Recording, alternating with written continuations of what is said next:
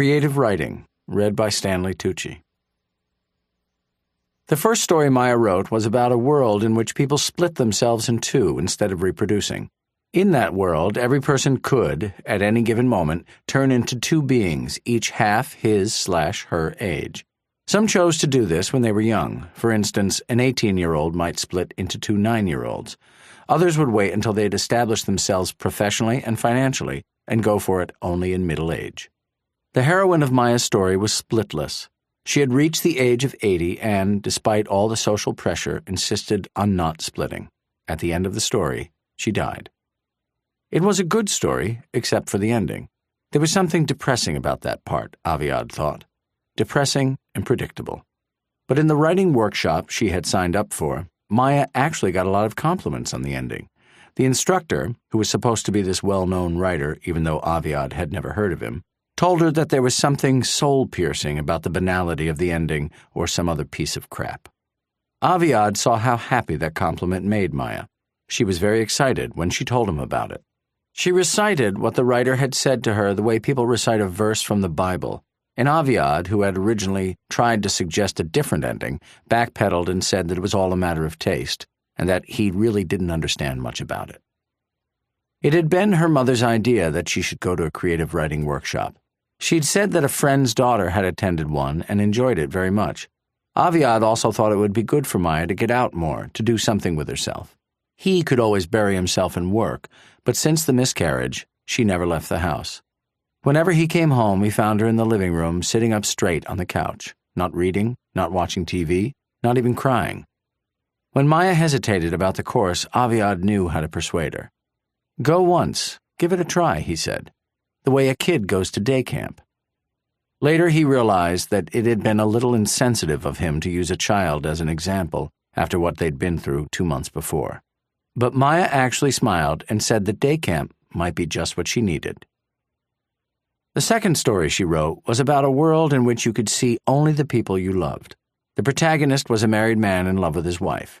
One day his wife walked right into him in the hallway, and the glass he was holding fell and shattered on the floor. A few days later, she sat down on him as he was dozing in an armchair.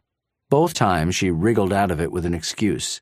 She'd had something else on her mind. She hadn't been looking when she sat down. But the husband started to suspect that she didn't love him anymore. To test his theory, he decided to do something drastic. He shaved off the left side of his mustache. He came home with half a mustache, clutching a bouquet of anemones. His wife thanked him for the flowers and smiled. He could sense her groping the air as she tried to give him a kiss.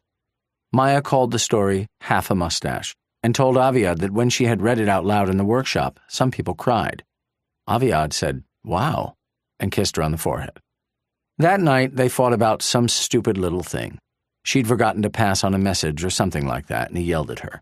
He was to blame, and in the end he apologized. "I had a hellish day at work," he said, and he stroked her leg, trying to make up for his outburst. "Do you forgive me?"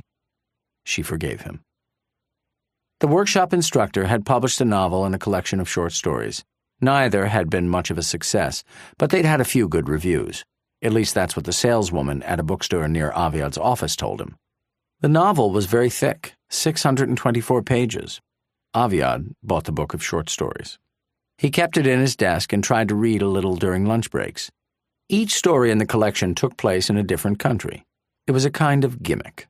The blurb on the back cover said that the writer had worked for years as a tour guide and had traveled in Cuba and Africa, and that his travels had influenced his writing. There was also a small black-and-white photograph of him. In it, he had the kind of smug smile of someone who feels lucky to be who he is. The writer had told Maya, she said to Aviad, that when the workshop was over, he'd send her stories to his editor. And although she shouldn't get her hopes up, publishers these days were desperate for new talent. Her third story started out funny. It was about a pregnant woman who gave birth to a cat. The hero of the story was the husband, who suspected that the cat wasn't his. A fat ginger tomcat that slept on the lid of the dumpster right below the window of the couple's bedroom gave the husband a condescending look every time he went downstairs to throw out the garbage. In the end, there was a violent clash between the husband and the cat. The husband threw a stone at the cat, who countered with bites and scratches. The injured husband, his wife, and the kitten she was breastfeeding went to the clinic for him to get a rabies shot. He was humiliated, and in pain, but tried not to cry while they were waiting. The kitten, sensing his suffering, curled itself from its mother's embrace, went over to him, and licked his face tenderly, offering a consoling meow. "Did you hear that?" the mother asked emotionally. "He said, 'Daddy.'" At that point, the husband could no longer hold back his tears, and when Aviad read that passage, he had to try hard not to cry too. Maya said that she'd started writing the story even before she knew she was pregnant again. "Isn't it weird," she asked, "how my brain didn't know yet, but my subconscious did?" The next Tuesday, when Aviad was supposed to pick her up after the workshop, he arrived half an hour early, parked his car in the lot, and went to find her. Maya was surprised to see him in the classroom, and he insisted that she introduce him to the writer. The writer reeked of body lotion. He shook Aviad's hand limply and told him that if Maya had chosen him for a husband, he must be a very special person. 3 weeks later, Aviad signed up for a beginner's creative writing class. He didn't say anything about it to Maya, and to be on the safe side, he told his secretary that if he had any calls from home, she should say that he was in an important meeting and couldn't be disturbed. The other members of the class were elderly women who gave him dirty looks. The thin, young instructor wore a headscarf, and the women in the class gossiped about her, saying that she lived in a settlement in the occupied territories and had cancer. She asked everyone to do an exercise in automatic writing. "Write whatever comes into your head," she said. "Don't think, just write." Aviad tried to stop thinking. It was very hard. The old women around him wrote with nervous speed, like students racing to finish an exam before the teacher tells them to put their pens down, and after a few minutes, he began writing too. The story he wrote was about a fish that was swimming happily along in the sea when a wicked witch turned it into a man. The fish couldn't come to terms with his transformation and decided to chase down the wicked witch and make her turn him back into a fish. Since he was an especially quick and enterprising fish, he managed to get married while he was pursuing her, and even to establish a small company that imported plastic products from the Far East. With the help of the enormous knowledge he had gained as a fish that had crossed the 7 seas, the company began to thrive and even went public. Meanwhile, the wicked witch, who was a little tired after all her years of wickedness, decided to find all the people and creatures she'd cast spells on, apologize to them, and restore them to their natural state. At one point, she even went to see the fish she had turned into a man. The fish's secretary asked her to wait until he'd finished a satellite meeting with his partners in Taiwan. At that stage in his life, the fish could hardly remember that he was in fact a fish, and his company now controlled half the world. The witch waited several hours, but when she saw that the meeting wouldn't be ending any time soon, she climbed onto her broom and flew off. The fish kept doing better and better, until one day, when he was really old, he looked out the window of one of the dozens of huge shoreline buildings he'd purchased in a smart real estate deal and saw the sea.